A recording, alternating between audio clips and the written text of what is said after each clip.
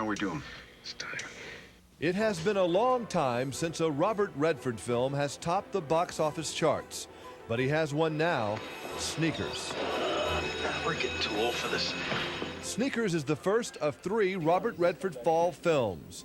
You might say he's back. Yeah, there has been some reference to where have you been, or I've heard words like come back, you know, which isn't really true. It's really because I did films in the 80s, not as many as in the 70s. I mean, I did The Natural and Out of Africa, and Havana, and the Malawi Field War.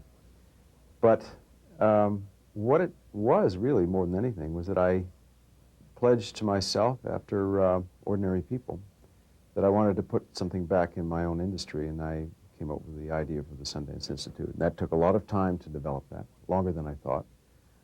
I also wanted to spend some concentrated time working politically in the environment, for the environment, because I thought it was a good use of my time, and it certainly needed it, considering the attitude about the environment in the 80s. So that took longer also. What is your relationship with the past, as far as your films are concerned? As far as my films are concerned.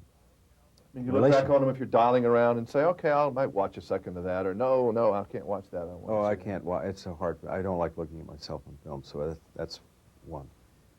2, I've always, and this is going to sound strange, but it's a fact, that there's some films I haven't seen. And it has to do with an almost superstitious notion about not looking back, that you move forward. I do look very deeply into the past in terms of material for film. But I try not to look too much into my own past because it may disturb my ability to go forward. All right, prop time. How have you changed since this young man faced the cover of Life magazine? How have I changed? Yeah, really, how have you changed, personally? I'm less angry, less apprehensive about what's out there.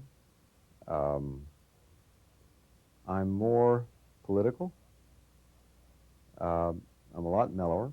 I've had a much greater experience about letting love out. I have children that are now grown, and they're having their own children, so I can disperse whatever love is inside me in a greater way. So those are all changes. All right, rehearsals from right there. In the 90s, Robert Redford is an older, wiser, gentler man. But we can't help remembering things the way they were.